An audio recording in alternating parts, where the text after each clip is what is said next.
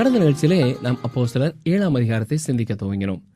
ஆதி திருச்சபையிலே கிரேக்க மொழி பேசும் யூதர்கள் அவருடைய விதவைகள் சரியாக கவனிக்கப்படவில்லை என்பதை குறித்து முறுமுறுத்தார்கள்.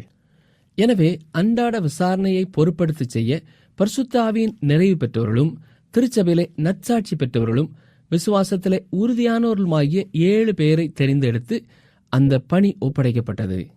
அவர்களிலே ஒருவன்தான் ஸ்தேவான். அவன் அந்த பணிகளை கவனித்தது மட்டுமல்ல, கர்த்தருடைய வசனங்களை போதிப்பதிலேயும் இயேசுவின் நாமத்தினாலே அற்புதங்களையும் அடையாளங்களையும் செய்வதிலேயும் தேவனால் பயன்படுத்தப்பட்டான். எனவே அவனுக்கு எதிராகவும் கூட்டம் கூடி அவனை ஆலோசனை சங்கத்திற்கு முன்னாலே கொண்டு போனார்கள். தவறாக குற்றம் சாட்டினார்கள். ஆனால் ஸ்தேவானோ ஆபிரகாம் முதல் இஸ்ரவேல் வம்சத்தின் சரித்திரத்தை கூற ஆரம்பிக்கிறார். இறுதியாக ஈசாக்கு யாக்கோபையும், யாக்கோபு 12 கோத்திர பிதாக்களையும் பெற்றதை கூறினார். இப்பொழுது 9 முதல் 16 வசனங்களை கவனியுங்கள். அந்த கோத்திர பிதாக்கள் பொறாமை கொண்டு யோசேப்பை எகிப்துக்கு கொண்டு போகும்படியாக விற்று போட்டார்கள். தேவனோ அவனுடனே கூட இருந்து எல்லா உபத்திரவங்களினின்றும் அவனை விடுவித்து எகிப்தின் ராஜாவாகிய பார்வோன் சமூகத்திலே அவனுக்கு கிருபையையும் ஞானத்தையும் அருளினார். அந்த ராஜா அவனை எகிப்து தேசத்திற்கும் தன் வீடு அனைத்திற்கும் அதிகாரியாக ஏற்படுத்தினான். பின்பு எகிப்து, கானான் எனும் தேசங்களிலெங்கும் பஞ்சமும் மிகுந்த வருத்தமும் உண்டாகி நம்முடைய பிதாக்களுக்கு ஆகாரம் கிடையாமற் போயிற்று. அப்பொழுது எகிப்திலே தானியம் உண்டென்று யாக்கோபு கேள்விப்பட்டு நம்முடைய பிதாக்களை முதலாந்தரம் அனுப்பினான். 2ஆம் தரம் யோசேப்பு தன்னுடைய சகோதரருக்கு தன்னை தெரியப்படுத்தினான். யோசேப்புடைய வம்சமும் பார்வோனுக்கு தெரிய வந்தது. பின்பு யோசேப்பு தன்னுடைய தகப்பன் யாக்கோபும் தன்னுடைய இனத்தார் யாவருமாகிய 75 பேரை அழைக்க அனுப்பினான். அந்தப்படி யாக்கோபு எகிப்துக்கு போனான். அவனும் நம்முடைய பிதாக்களும் மரித்து அங்கே இருந்து சீகேமுக்கு கொண்டு வரப்பட்டு ஆபிரகாம் சீகேமின் தகப்பனாகிய ஏமோருடைய சந்ததியாரிடத்தில் ரொக்க கிரயத்துக்கு வாங்கியிருந்த கல்லறையில் வைக்கப்பட்டார்கள். இங்கே மீண்டுமாக ஸ்தேவான் யூத ஜனங்களின் வரலாற்றிலே மற்றொரு குறிப்பிட்ட காலத்தை கூறுகிறார். அதாவது எகிப்திலிருந்து விடுதலை செய்யப்பட்டதை நினைவுபடுத்துகிறார்.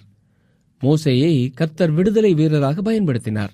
என்றாலும் இஸ்ரவேல் ஜனங்கள் மோசேயை உண்மையாய் பின்பற்ற மனதற்றவர்களாய் இருந்ததையும் தொடர்ந்து அவருக்கு பிரச்சனை கொடுத்ததையும் கூறுகிறார். வசனங்கள் 17 முதல் 21 வரை பாருங்கள். ஆபிரகாமுக்கு தேவன் ஆணையிட்டு அருளின வாக்குத்தத்தம் நிறைவேறும் காலம் சமீபித்த போது யோசேப்பை அறியாத வேறொரு ராஜா தோன்றின காலமளவும் ஜனங்கள் எகிப்திலே பலுகி பெருகினார்கள். அவன் நம்முடைய ஜனங்களை வஞ்சனையாய் நடப்பித்து நம்முடைய பிதாக்களின் குழந்தைகள் உயிரோடு இராதபடிக்கு அவர்கள் அவைகளை வெளியே போட்டுவிடும்படி செய்து அவர்களை உபத்திரவப்படுத்தினான். அக்காலத்திலே மோசே பிறந்து திவ்ய சௌந்தரியமுள்ளவனாய் இருந்து 3 மாதமளவும் தன் தகப்பன் வீட்டிலே வளர்க்கப்பட்டான். அவன் வெளியே போட்டுவிடப்பட்ட போது பார்வோனுடைய குமாரத்தி அவனை எடுத்து தனக்கு பிள்ளையாக வளர்த்தாள். இங்கே ஸ்தேவான் சொல்லுகிற சில காரியங்கள் ஏற்கனவே மோசேயை குறித்து நாம் படிக்கும் பொழுது கற்றுக்கொண்டோம். 2ஆம் ராம்சேஸ் ஜனங்களை அடிமைப்படுத்தும் பார்வோனாய் இருந்திருப்பான் என்றால் மோசேதான் தொடர்ந்து வரும் அடுத்த பார்வோனாக ஆகியிருப்பான். ஏனென்றால் பார்வோனின் மகள் மோசேயை தனது சொந்த மகனாக வளர்த்து வந்தாள். பார்வோனுக்கு ஆண் மகவு இல்லை. எனவே மோசேயே வரிசையிலே அடுத்ததாக இருக்கிறான். வசனம் 22. மோசே எகிப்தியருடைய சகல சாஸ்திரங்களிலும் கற்பிக்கப்பட்டு வாக்கிலும் செய்கையிலும் வல்லவனானான். மோசே எகிப்தின் சகல ஞானத்திலும் வளர்க்கப்பட்டான். எல்லாவற்றையும் அறிந்திருக்கிறோம் என்று நாம் சொல்லுகிற இந்த காலத்திலேயும் எகிப்தியர்களின் ஞானத்தை பாராட்டாமல் இருக்க முடியாது.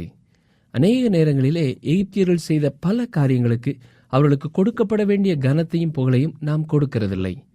அவர்கள் கணக்கு, ரசாயனம், பொறியியல், கட்டிடக்கலை, வானசாஸ்திரம் இவை எல்லாவற்றிலேயும் மிக நேர்த்தியாக வளர்ச்சி பெற்றிருந்தார்கள்.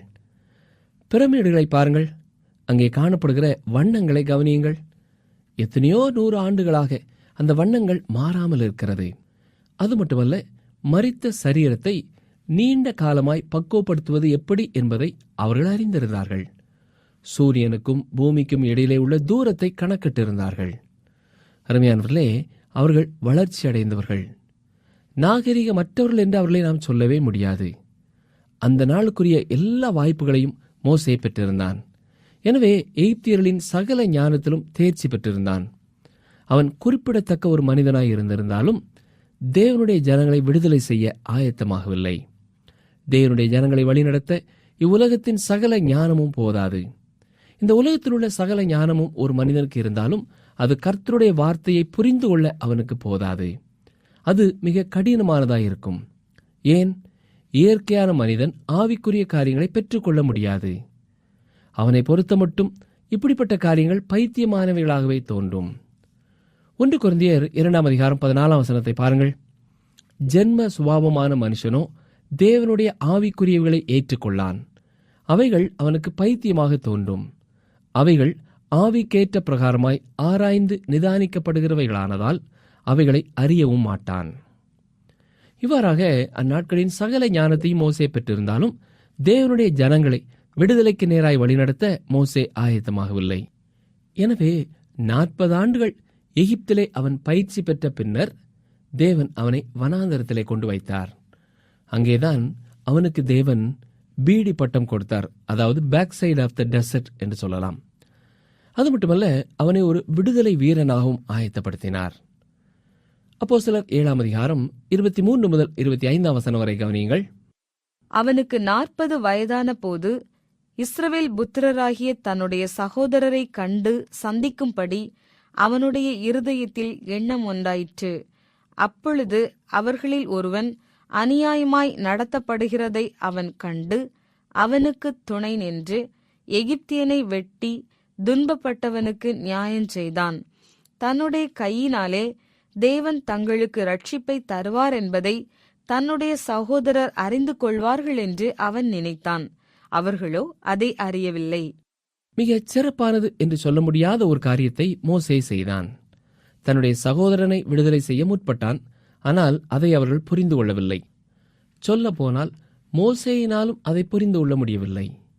அப்படி அவன் ஆயத்தமாகாதபடியினாலே தேவன் மோசேயை 40 ஆண்டுகள் வனாந்தரத்திற்கு எடுத்துச் செல்ல வேண்டியதிருந்தது. வசனங்கள் 26-28 வரை பாருங்கள்.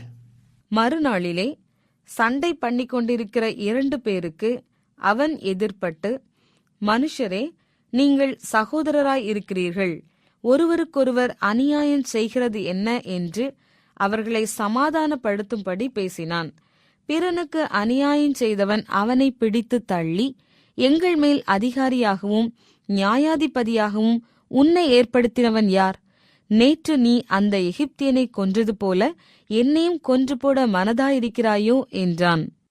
இப்பொழுது மோசே உண்மையாகவே பயந்து போனான். வசனங்கள் 29-31 வரை கவனியுங்கள். இந்த வார்த்தையின் நிமித்தம் மோசே ஓடிப்போய் மீதியான் தேசத்திலே சஞ்சரித்துக் கொண்டிருந்தான். அங்கே இருக்கும்போது அவனுக்கு 2 குமாரர்கள் பிறந்தார்கள். 40 வருஷம் சென்ற பின்பு சீனாய் மலையின் வனாந்தரத்திலே கர்த்தருடைய தூதனானவர் முட்செடி எரிகிற அக்கினி ஜுவாலையிலே அவனுக்கு தரிசனமானார். மோசே அந்த தரிசனத்தை கண்டு அதிசயப்பட்டு அதை உற்று பார்க்கும்படி சமீபித்து வருகையில், மோசே இஸ்ரவேல் ஜனங்களை விடுதலை செய்ய விரும்பினான். ஆனால் அதற்கு அவன் ஆயத்தமாகவில்லை. அது மட்டுமல்ல, அந்த ஜனங்களும் அந்த நேரத்திலே ஆயத்தமாக இல்லை. அவருடைய தலைமைத்துவத்தை அவர்கள் ஏற்றுக்கொள்ளவில்லை. அவனுக்கு எதிர்த்து நின்றார்கள். அதற்கு பின் தேவனே அவனை ஒரு விடுதலை வீரனாக அழைத்தார். வசனங்கள் 32-34 வரை வாசிப்போம். நான் ஆபிரகாமின் தேவனும் ஈசாக்கின் தேவனும் யாக்கோபின் தேவனுமாகிய உன் பிதாக்களுடைய தேவனாய் இருக்கிறேன் என்று கர்த்தர் திருவிழம் பற்றின சத்தம் அவனுக்கு உண்டாயிற்று. அப்பொழுது மோசே நடுக்கமடைந்து உற்று பார்க்க துணியாமலிருந்தான். பின்னும் கர்த்தர் அவனை நோக்கி, உன் பாதங்களில் இருக்கிற பாதரட்சைகளை கழற்றி போடு. நீ நிற்கிற இடம் பரிசுத்த பூமியாயிருக்கிறது. எகிப்தில் இருக்கிற என் ஜனத்தின் உபத்திரவத்தை நான் பார்க்கவே பார்த்து அவர்கள் பெருமூச்சை கேட்டு அவர்களை விடுவிக்கும்படி இறங்கினேன். ஆகையால் நீ வா, நான் உன்னை எகிப்திற்கு அனுப்புவேன் என்றார். நான் அவர்கள் பெருமூச்சை கேட்டேன் என்று கர்த்தர் மோசேயினிடத்திலே கூறினார். அவர்களுடைய தேவையை கர்த்தர் பார்த்தார். அந்த காரணத்தினாலேயே அவர்களை விடுதலை செய்தார். அந்த காரணத்தினாலேயே தேவன் எனக்கும் உங்களுக்கும் ஒரு இரட்சகரை கொடுத்திருக்கிறார். நாம் அற்புதமான மக்கள் என்பதனாலே நமக்கு ஆண்டவர் அதை செய்யவில்லை. அவர் வானத்திலிருந்து கீழே நம்மை நோக்கி பார்த்து, கீழே அவர்கள் எத்தனை அற்புதமான ஜனங்களாயிருக்கிறார்கள், நான் கீழே போய் அவர்களை கட்டாயம் ரட்சிக்க வேண்டும், அவர்கள் மிக இனிமையானவர்கள், அன்பானவர்கள், என்னிடத்திலே மிக நேசமாய் இருக்கிறார்கள், எனக்கு உண்மையாயிருக்கிறார்கள் என்று கர்த்தர் கூறவே இல்லை. அவர் நம்மை நோக்கி பார்த்தபொழுது நாம் பாவிகளும் அழுக்கடைந்தவர்களும் அழுகி போனவர்களுமாகவே இருந்தோம். பாவத்திலே மரித்து கிடந்தோம். நேசிக்க முடியாத சூழ்நிலையிலேயும் அவர் நம்மை நேசித்தார். இதுதான் இதற்கான விளக்கம். இப்பொழுது அப்போஸ்தலர் 7ஆம் அதிகாரம் 35ஆம் வசனத்தை கவனிப்போம். உன்னை அதிகாரியாகவும் நியாயாதிபதியாகவும் ஏற்படுத்தினவன் யார் என்று சொல்லி அவர்கள் மறுதலித்திருந்த இந்த மோசேயைத்தானே தேவன் முட்செடியில் அவனுக்கு தரிசனமான தூதனாலே தலைவனாகவும் மீட்பனாகவும் அனுப்பினார். இஸ்ரவேல் மக்களுடைய வாழ்க்கையிலே தூதர்களின் ஊழியம் எத்தனை முக்கியமானதாய் சொல்லப்படுகிறது. இஸ்ரவேலின் சரித்திரம் முழுவதிலேயும் தூதர்களின் பணிவிடை குறிப்பிடத்தக்கதாய் இருக்கிறது. இவ்விதமாக தேவன் மோசேக்கும் நியாயப்பிரமாணத்தை கொடுத்தார். கிறிஸ்துமஸ் காலங்களிலேயும் தேவ தூதர்களை குறித்து நாம் அதிகமாய் கேள்விப்படுகிறோம். இந்த தூதர்கள் யாரிடத்திலே பேசினார்கள்? எதற்காக பேசினார்கள்? இஸ்ரவேல் மக்களுக்காகவே செய்தி கொண்டு வந்தார்கள். மரியாளுக்காக, யோசேப்புக்காக, சகரியாவுக்காக, மேய்ப்பர்களுக்காக அவர்கள் செய்தி கொண்டு வந்தார்கள். திருச்சபையின் இந்த காலகட்டத்திலே தூதர்கள் மூலமாக அவர் செய்தி அனுப்புகிறதில்லை. தொடர்ந்து வனாந்திர அனுபவத்தை குறித்து ஸ்தேவான் கூறுகிறார். கவனிங்கள், அப்போஸ்தலர் 7ஆம் அதிகாரம் 36 முதல் 38 வரை. இவனே அவர்களை அங்கே இருந்து அழைத்து கொண்டு வந்து எகிப்து தேசத்திலேயும் சிவந்த சமுத்திரத்திலேயும் 40 வருஷ காலமாய் வனாந்தரத்திலேயும் அற்புதங்களையும் அடையாளங்களையும் செய்தான். இஸ்ரவேல் புத்திரரை நோக்கி, உங்கள் தேவனாகிய கர்த்தர் உங்கள் சகோதரரிலிருந்து என்னைப் போல ஒரு தீர்க்கதரிசியை உங்களுக்காக எழும்ப பண்ணுவார், அவருக்கு செவி கொடுப்பீர்களாக என்று சொன்னவன் இந்த மோசேயே. சீனாய் மலையில் தன்னுடனே பேசின தூதனோடும் நம்முடைய பிதாக்களோடும் கூட வனாந்தரத்திலே சபைக்குள் இருந்தவனும் நமக்கு கொடுக்கும்படி ஜீவ வாக்கியங்களை பெற்றவனும் இவனே. இங்கே வனாந்தரத்திலே சபை என்று சொல்லப்பட்டிருப்பது புதிய ஏற்பாட்டு சபைக்கு ஒப்பாகாது. சபை என்று சொல்லும் பொழுது எக்லீஷியா, அதாவது வெளியே அழைக்கப்பட்டவர்கள் என்று பொருள். வனாந்தரத்தில் இருந்த இஸ்ரவேல் ஜனங்களும் இவ்வாறாக அழைக்கப்பட்ட, பிரித்தெடுக்கப்பட்ட ஒரு குழு. ஒரு குறிப்பிட்ட நோக்கத்திற்காக தேவன் அதை செய்தார். அப்போஸ்தலர் 7:39, இவனுக்கு நம்முடைய பிதாக்கள் கீழ்ப்படிய மனதாயிராமல் இவனை தள்ளிவிட்டு தங்கள் இருதயங்களில் எகிப்துக்கு திரும்பி. சரீர பிரகாரமாக இஸ்ரவேல் ஜனங்கள் எகிப்திற்கு திரும்ப போகவில்லை. ஆனால் அவர்களுடைய இருதயத்திலே பல நேரங்களிலே அவர்கள் எகிப்திற்கு திரும்பி போனார்கள். இதைப் போலவே இன்றைக்கு அநேகர் தங்களுடைய தனிப்பட்ட வாழ்க்கையிலே தாங்கள் விட்டு வந்த உலகத்திற்கடுத்த பாவத்திற்கோ மாம்சத்திற்கடுத்த பாவத்திற்கோ திரும்புகிறார்கள். நாம் வேறு ஒருவரை பார்த்து அவருடைய பாவங்களை குறித்து குறை சொல்லி கை நீட்ட முடியும். நம்மை குறித்தே நாம் கேட்க வேண்டிய ஒரு கேள்வி, நானும் அதையே செய்ய விரும்புகிறேனா? இன்றைக்கு நம்முடைய இருதயம் எங்கே இருக்கிறது? நாம் வேண்டாம் என்று உதறி தள்ளிய பாவத்தை குறித்து மீண்டுமாக ஆசைப்பட்டு கொண்டிருக்கிறோமா? சற்றே எண்ணி பார்ப்போம். இஸ்ரவேல் ஜனங்கள் தங்களுடைய இருதயத்திலே பல முறை எகிப்திற்கு திரும்பினார்கள். அப்போஸ்தலர் 7ஆம் அதிகாரம் 40ஆம் வசனம், ஆரோனை நோக்கி, எகிப்து தேசத்திலிருந்து எங்களை அழைத்து கொண்டு வந்த அந்த மோசேக்கு என்ன சம்பவித்ததோ அறியோம். ஆதலால் எங்களுக்கு முன் செல்லும் தெய்வங்களை எங்களுக்கு உண்டு பண்ணும் என்று சொல்லி. மோசேக்கு என்ன நடந்தது என்று அவர்களுக்கு தெரியாது. அதை குறித்து அவர்களுக்கு அக்கறையும் இல்லை. மோசேயை அவ்வாறு அவர்கள் புறக்கணித்து விட்டார்கள்.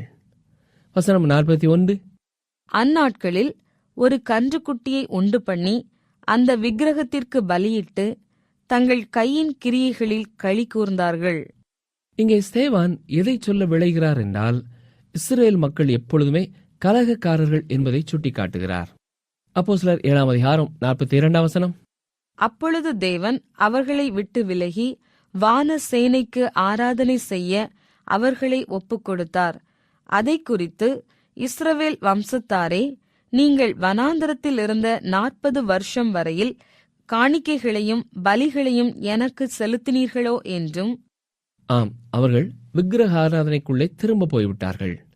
எனவேதான் மோசேயும் பின்னால் யோசுவாவும் இஸ்ரவேல் ஜனங்களிடத்திலே தேவனை தெரிந்து கொள்ளும்படியாக மற்ற உருவங்களை புறக்கணிக்கும்படியாக கூறினார்கள். வசனங்கள் 43 முதல் 45 வரை கவனிப்போம்.